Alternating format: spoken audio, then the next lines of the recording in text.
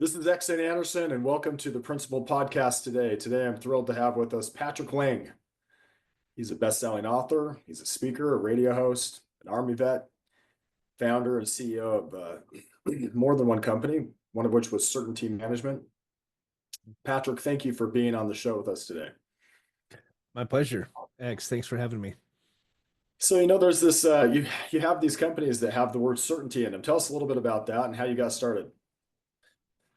So I've been in sales and management for 40 years, right? If we go all the way back to selling Christmas wreaths as a Boy Scout, and worked for some great companies over the years. Some that there are things I wish were different. There's a lot of uncertainty in the workforce, and I eventually got to a point where I decided to start the kind of company I always wanted to work for. We kept the things we liked and we left out all the things we didn't like. And that was about 5.5 years ago. Since started Certainty Global, which is a JV technology firm, and a company called Certainty Holdings. And we believe there's a big need for certainty out there. And so that's our focus. And Certainty Management, just so you know, is a profitability firm. So we believe one of the best ways to create certainty for our clients is to help them become more profitable.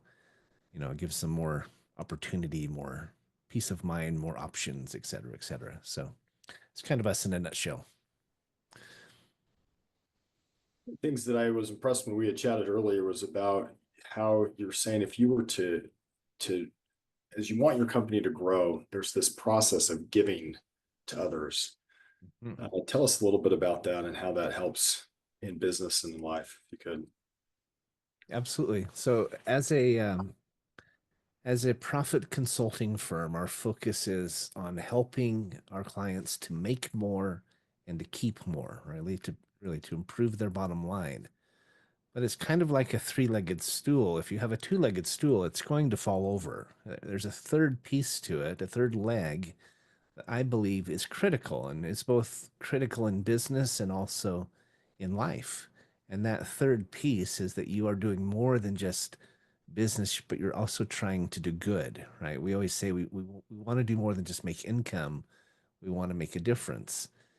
And I believe that desire to pay it forward, if you will, to put it out there, it's karmic in many respects. The law of karma is real. The law of attraction, this principle that you put it out there, it comes back to you tenfold.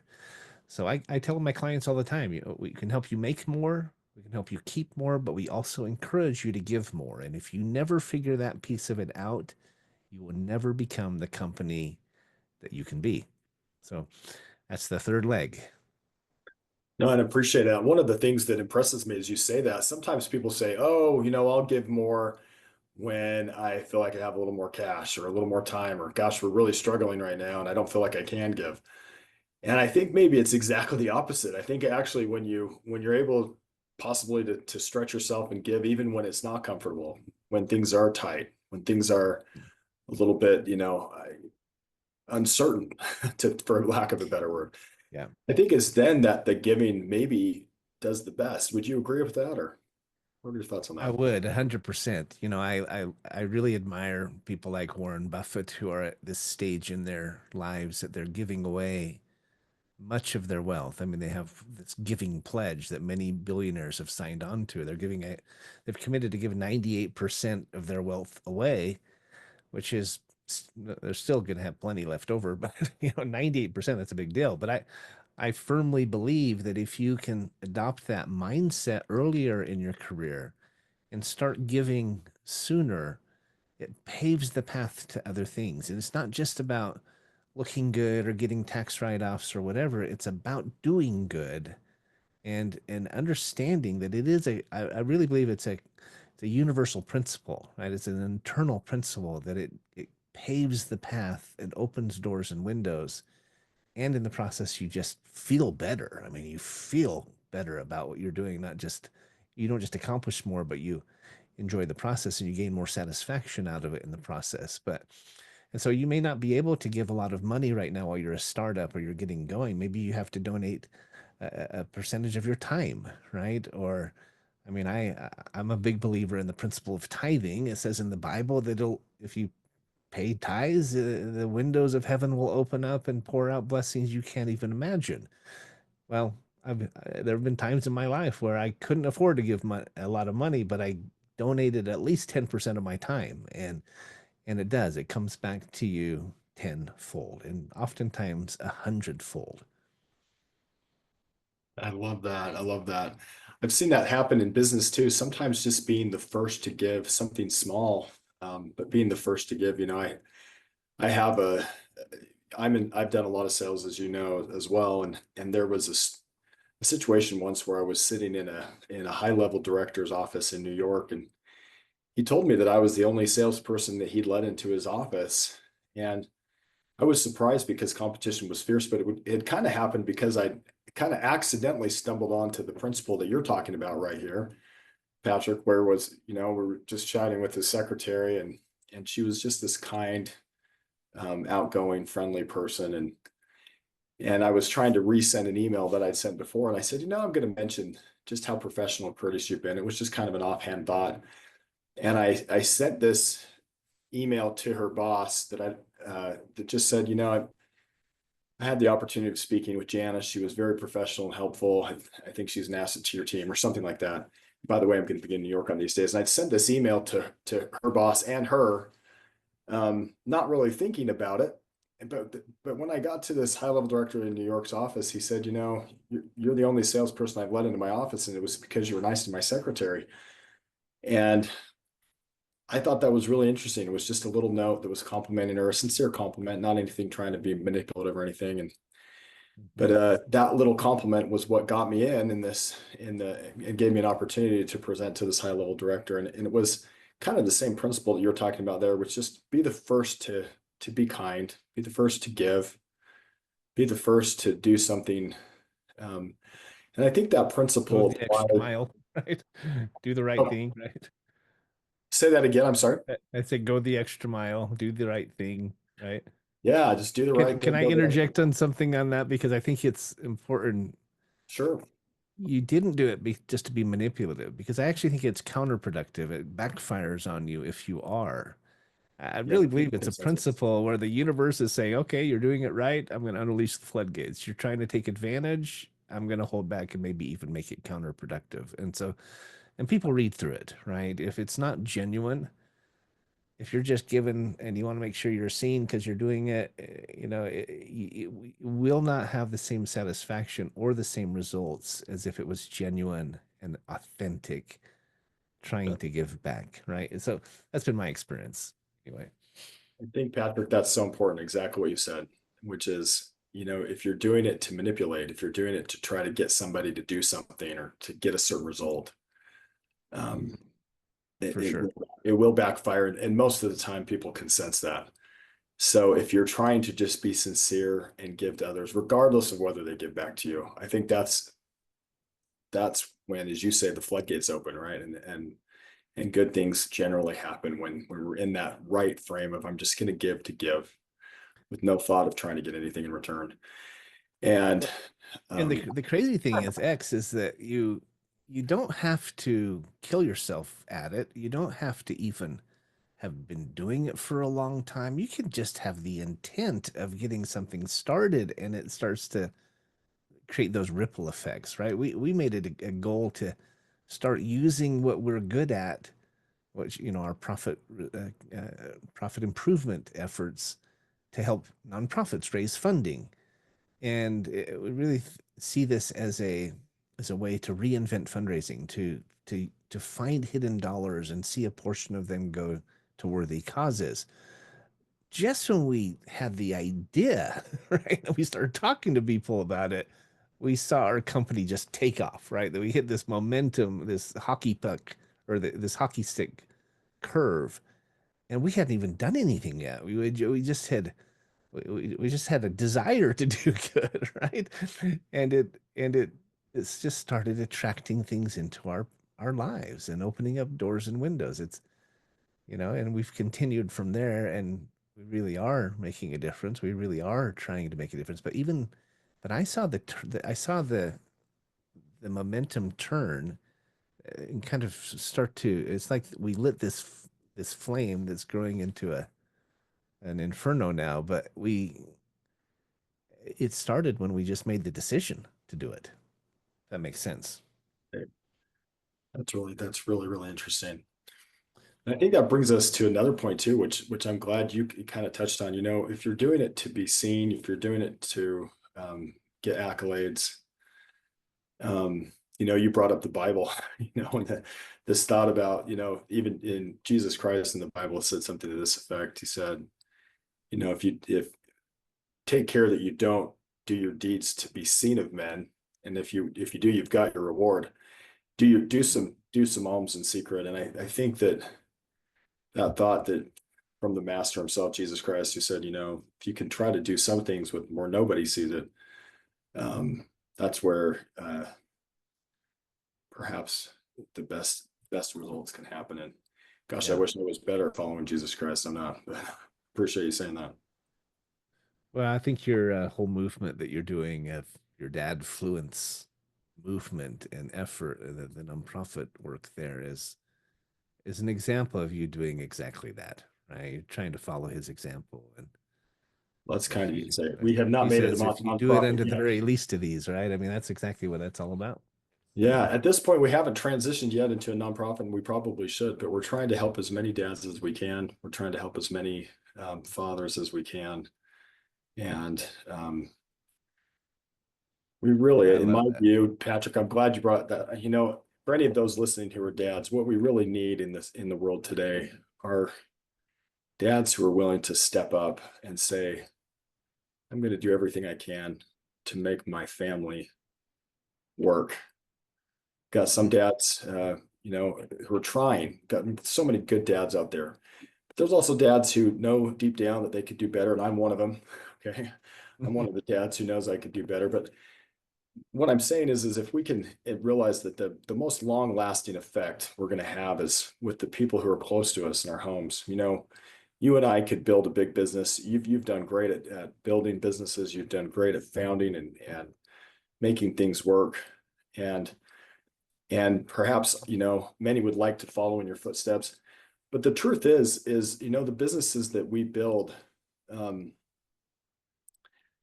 statistically, I mean, they did a study, I think it was by McKinsey, that said that 71, the lifespan of businesses, even big ones like in the S&P 500, are 71% shorter than they used to be. They only last about 18 years, even big businesses. And so our effect in a building a business, it may last a decade or two, maybe longer if we're lucky.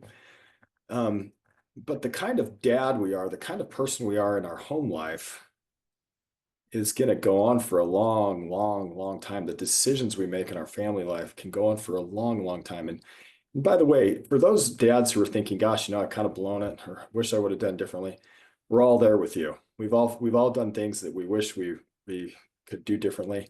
But that's not the point. The point is we need you now. We need you to say, what no matter what happened in the past, we're going to do our very best to be good dads.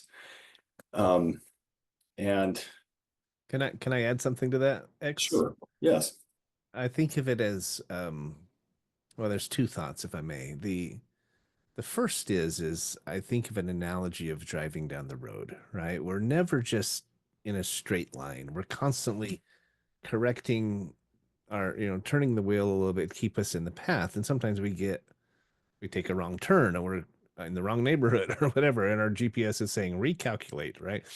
And that's what parenthood is. That's what fatherhood is. We're constantly recalculating and assessing. And am I headed in the direction? Are my kids going down the path that I want them to go, or do I need to recalculate? Right. Another, another verse I love from the scriptures talks about faith as a seed, and we plant this seed in our heart. And it says, if you just desire to believe, then give that seed a chance. Let it grow. And if it's a good seed, it will spring up. But then it gives these three evidences that I think are applicable here. These three evidences that apply. And I know you're familiar with this verse, but anyone who's out there listening, so the first evidence is that you begin to feel it more, right? And so when you start to reprioritize and recalculate and try to just have that desire to be a good dad or a good business leader, and and you're making that effort, you start to feel it more. You start to get excited about it. You're like, wow, this is actually working, right? And then it says you start to it starts to enlighten your understanding, right? You start to understand better how to be a good dad or a good business leader or a good husband or wife or whatever. And the last one is it becomes delicious to you, right? That's the third evidence that you're on the right track, you're on the right path, and you want it more. Is really what it's saying. You want to be a better dad. The more you do it, the more you want it, and the better you're getting at it. And then it says, "Are you done yet?" No, you still got to till it and cultivate and water it. You're never done. I mean, I have grown children now, and they still call me for help, and I'm still worried about them and still working at it. But Right. it comes back to that earlier comment I made about when we make that decision to not just make income, but make a difference, not just make more and keep more, but give more. When you make that decision to be a better dad, to work at it, it's kind of like opens up doors and windows and things start, people come into your life that can help and opportunities appear and things like dadfluence come along that can help. And, I really believe the first step is that desire. And then you'll feel it more, you'll understand it better, and you'll want it more. And that's just the beginning, right? And then you got to keep going. But I love that. I love how you said that. There was one thing you said, as you do more, you start to feel it more too. You said it just a little bit earlier, and it yeah, reminded me of something Stephen Covey had said. Stephen Covey, in his book, The 7 Habits of Highly Effective People, which was written a few decades ago, had said something to this effect. He said somebody came up to him after this conference and said words that surprised him. He said, "I don't love my wife anymore." And Stephen Covey was a little bit surprised. I mean, who says that to somebody, right after a conference? And he looked at the guy and he said, "Well, then love her." And the guy said, "I don't love her. I've fallen out of love, and she's fallen out of love with me. And we're probably heading for a divorce." And Stephen Covey kind of looked at the guy and said, "Well, if you're not feeling it, that would be a good reason to love her." And the guy said, "Well, how do you love someone you don't love?" And Stephen Covey looked at the guy and said, "My friend, you're acting like love is a feeling. Love's not a feeling. Love's a verb. But here's the kicker. If you do the verb, the feeling will follow." It's kind of like you said, if you can just get yourself to love, you're not feeling like loving, being a good dad. Well, that's a good sign that maybe you need to go work on being a good dad, and then you will eventually feel like it, right? And yeah, that feeling grows because you can lead it with your actions. You can say, I'm not, I want to be a better business leader. I want to be a better dad. Well, I'm going to act, even though I don't feel like it, trusting that the feeling will follow. yeah. It's like any skill, right? I had a goal to become a better delegator, and I'm still not very good at it. But I keep trying, and it's getting easier. I'm getting better at it, right? I was a missionary for 2 years in Italy, and I wanted to be able to learn to be guided by the Spirit. The more I did it, the better I got at it, right? It's like anything, right? You work on any skill, a language, you've got to do it to get better at it. And it's hard at first, but the more you do it, the better you get at it, the easier it gets. And pretty soon it's natural. You can do it without thinking about it. You develop that muscle memory, but it's hard at first, right? It takes effort, right? It's like working out or losing weight. You can't, doesn't just happen. Yeah, exactly. Yeah, exactly right. You got to do it. You get better at it. In fact, I had this friend named Brody, just who did this workout called the Spartacus workout. Maybe I told you about this, but he did this Spartacus workout. He said he hated it. Goes like it was, I don't know if he was listening, has done the Spartacus workout, but my understanding is it's this very intense workout that makes you sore, muscle confusion, all kinds of things. Mhm. But he committed to keep doing it. So he said, "I did it again the next day and I hated it. I did it again the next day. I hated it. I did it again the next day. I hated it. I hated it. I hated it." He kept doing it. He goes, "It was really interesting though. I kept doing it. And right around week 2.5 or 3, something changed. Instead of hating it, and I asked him this. I said, "Do you remember exactly which day it was?" And he goes, I don't remember the exact day, but it was right around week 2.5 or 3. I got to the end of this workout, and for the first time, something was different. I felt like I was just getting started, And that day I did the workout twice. He goes, and I liked it. It happened again the next day. I did the workout, got to the end, and I thought, man, this feels good. And he did it twice. And you see, it took 2.5 or 3 weeks for his feelings to catch up with his actions. So Yeah. he had to kind of lead his feelings and say, okay, I'm going to work out, even though I don't want to.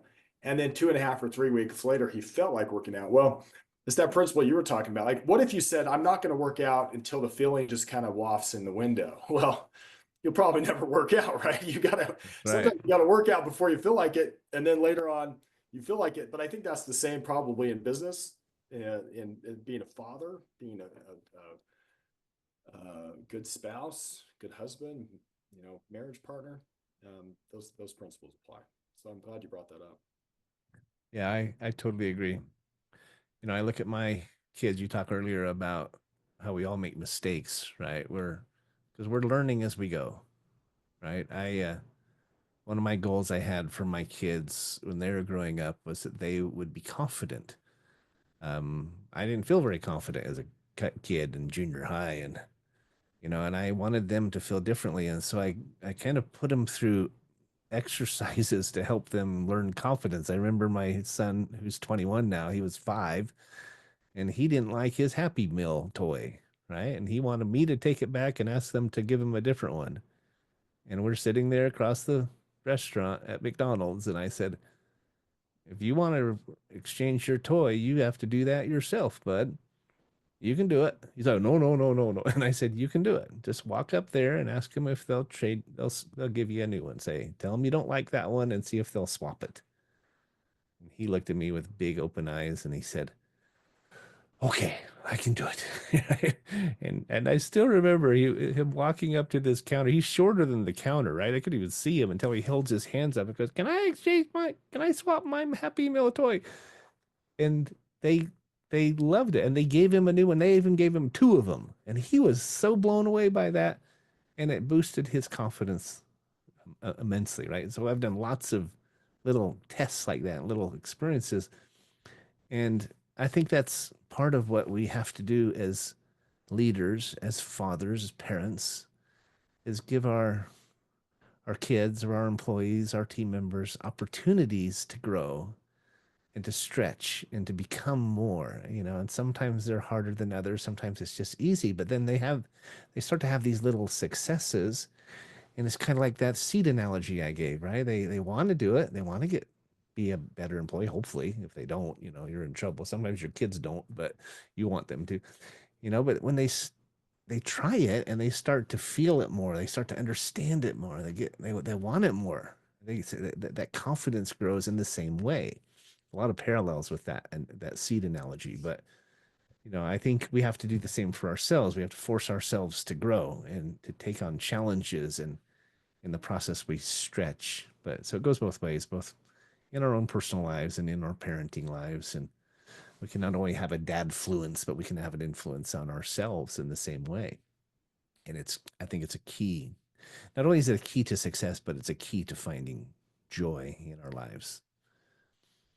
Oh, wow. That's wisdom right there, Patrick. I really appreciate how you said that your child, you gave him something that was a little bit of a stretch for him, and they were even a little bit visibly uncomfortable, like, okay, I'll do it, right?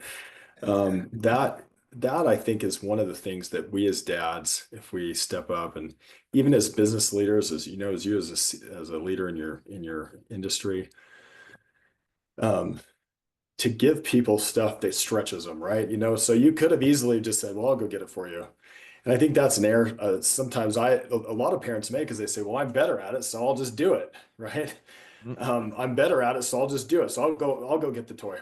But to give them an opportunity to go do it themselves, and then they have that confidence that, oh yeah, I can go talk to the person at the counter. And I think those little tiny moments pop up all the time, All the time, where we every can day. give, yeah, all the time, don't they? Where we can kind of give them, you can do this, you got this, and that Yep. confidence in their head, um, later on when we're dead. Because at some point, Patrick, I know I'm probably more than halfway through my life, and I want my kids to be confident and be able to feel like they can do things without me. And I want them to hear that voice, even when I'm long gone, that says, you got this, You can do this. Yeah. You're gonna be fine. You got this, you know? Yeah, I mean, it really works. And when they see those successes and you celebrate them and compliment them and cheer them on, they compound, right? It's like following the spirit, like I said. You get better at it. You learn from both the times you didn't do it and you learn from the times you do it. Like I'll have an impression come to me. It says, "Remember your extra keys." It'll just pop in my head and I blow it off because I'm late, right? And then I lock my keys in the car and I think, oh, I should have brought my extra. I even thought about bringing my extra keys. It was probably given to me, right? But I ignored it. And so sometimes we learn from the successes, and other times we learn from the failures, the times we fell short. But it's so important, especially as a parent. I look at I mean, I talked about delegating, right? It's hard for me to delegate a lot of the time, and a lot of leaders will tell you this because it takes a while to explain to someone how to do it. You could have done it faster and probably better and so forth and so on. But it's so important because for several reasons, I've learned that if I do delegate, one, I get more done because I'm not doing everything myself, and they actually do it faster usually, and they oftentimes do it better. But do you know that one of the biggest benefits that comes out of it, and it goes with kids too and parenting, is that it builds trust in them and it shows them that you trust them, even when they fall short, right? Even when they screw it up, it shows them that you had enough trust in them to let them try, and that builds the relationship, right? That builds depth in the relationship. So there's a lot of layers you can unpack there from delegating with employees or giving your kids challenges in the same way. It builds a relationship, it builds trust, it builds confidence. It's powerful, and so I try to remind myself that every time I try to do everything on my plate all by myself instead of giving it away. That's When a I good do, thing for us pays all to learn. dividends. I need to be better, much better at that too. So thanks for the reminder on that, Patrick. That's a great Absolutely. point. I'm still learning, but it's a good lesson to try to remember. Well, and I think those little tiny the little tiny opportunities to build confidence in our kids when they have something, I think I've mentioned this before, but my child comes to me and says, "Hey, I want a peanut butter sandwich." And I say, "Okay." And I just make them one. I can do it fast. I can make it in 20 seconds or 30 seconds or something. But Yeah. when if your child comes to you and they're young and they say, "Can you have a peanut butter sandwich?" You might say, "I think you could probably make a peanut butter sandwich. How do you think you should do it?" And let them, and the first time they do that, sometimes they just have that confidence of, "Wow, I just did it." Even if they made, if they've got peanut butter or jelly all over the floor, that's okay. Let them have that confidence of Right. doing it the first time themselves. And even if it takes them 20 times longer than it would have taken you, you let them do it. And we're not in the business of making peanut butter sandwiches as parents. We're in the business of building confident kids. We're in the business of building people. And I get the feeling that's kind of the direction you're taking in your businesses as well, where you're saying, okay, if I can give people a challenge, sometimes they'll do it better than me. And we're in the business of giving and helping people rather than just trying to make an extra buck, right? Yeah. I love the word empower, right? Because you are you are giving someone the power within themselves to do what they need to do, whether for themselves, for someone else, for the company, whatever the case may be. But you're giving them that trust and that empowerment and saying, "You got this, right? I believe in you." Yeah. We have a saying in our business about our business model it's an acronym. It's PPG, and it stands for peak interest, pass the baton, and get out of the way. Right? And so that's how we're a sales organization. So we peak interest with the clients, we pass them off to our vendors, and then we go get the next one. Well, the same thing happens with employees and with children. We pique their interest, we engage them in what we're doing and give them an assignment or ask for their help. We pass the baton and we truly give it to them. We don't micromanage them, we don't hover. We give it to them and make sure they have directions, make sure it's clear, but and then we get out of their way. That's the third piece. Too often as managers and as parents, we might give homework or assignments or we might delegate, but then we don't truly let go and let them and empower them to let them figure it out, right? And when when we do that, we're really forfeiting an extraordinary opportunity for them and for us, even if they don't get it right, right? Even if they fall short and you have to clean up a little bit or correct something. But it's more the end result that you're shooting for is their growth and helping them become who they can become, even if it takes a little while, right? And it does take time, it does take patience, it does take effort, but the end result, the future payoffs, the future benefits and growth and confidence are so worth it if you will do that. So, gospel according Indeed. to Patrick, right? I love that thought, Patrick. The gospel according to Patrick here is peak interest, pass the baton, and get out of the way. And that's a good reminder for me because you're right. It sometimes takes a little longer. And what we're building is we're trying to build confidence in people, and Yeah, the that getting out of the way, just saying, you know what, I'm going to get out of your way because the underlying thing is you got this. You can handle it. I don't even need to get in your way because you got it. yeah. And I think that's an important message. Patrick, this has been wonderful chatting with you today, and I appreciate you taking the time. Is there anything else like that you would want to share with our viewers? You've had some great experience in business. You've given us some great gems here about parenting. Is there anything else you'd like to share with our viewers? And then after that, I'd like to ask where they can find you if they need to get a hold of you, and maybe you could answer those questions for us. Sure. I keep thinking about this, the principle of momentum, right? We want our kids to have momentum to really get where they want to go, and we want our companies to do that, our employees to do that. I do a weekly talk show, as you know, podcast called Finding Certainty, and it's fun. I do an interview like you do every week, except for the first week of each month. I do a monologue, and I've been going through the alphabet, focusing on principles of certainty. I did A is for accountability, and B is for balance, and C is for composure, and D is for discipline. All these principles. Well, January of this year, I've gone through I did all of last year, and then this year I did M is for momentum.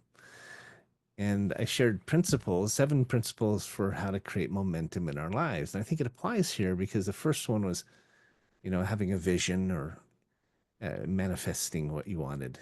You got to have a plan, right? And the second step was to take action. And then there was collaboration and mentorship. It helps to have those who've gone down that path before you to teach you the ropes and help you avoid the same mistakes they made. But then we got into this recalculation principle I was talking about, and I think I would go check out that episode. Anybody who's listening, if they like to, you can find it at certaintylife.com. But there's some good lessons in there about these concepts of how to not just get going and not just succeed, but actually create momentum, which is expanding progress, right? It's getting bigger and better. So I would just leave that with you. I think it's a good reminder. So, Patrick Gray. So they can find you at certaintylife.com. Is that correct? yeah, Certainty Live, Live. Is that what is LIVE, Certainty Live? And we'll put that in the show notes. Any other way that they could get a hold of you, Patrick? Sure, our website is certaintyteam.com. TEAM is in Mary, and our our company phone number, if you want that, you can call me anytime, 888-684-3122. There's an interesting story behind our 800 number. If you want to ask me about it, I'll tell you. Yeah, It's kind of tell a us cool about it story. quickly. That'd be great. Okay, so in closing, I was looking for an 800 number that I could remember easily, and I found one that has it's 888, and then literally the numbers are the birth dates of myself, my wife, and our children. My Mhm. son was born in, so it's 888-684-3122. My youngest was born in June 6. My next oldest in 8. My next oldest in April. That was 4. my next in three in March. My oldest is born in December. That's the 1-2. And I was born in February. I'm the 2. So 888-684-3122. All of our birthdays, That's all cool. of our So birth months. Yeah. you've incorporated your family life even in your phone number of your business. Yeah. Every time I see it, I think about my kids. Did I forget their birthday? No, hopefully not. Yeah. There you go. Patrick, thank you so much for taking the time to be on the show today. Any of you who want to reach out to Patrick, you've now got his number. We'll put the number in the show notes. And we appreciate you sharing your wisdom about giving. So important. Thank you for sharing your wisdom with us, Patrick, today.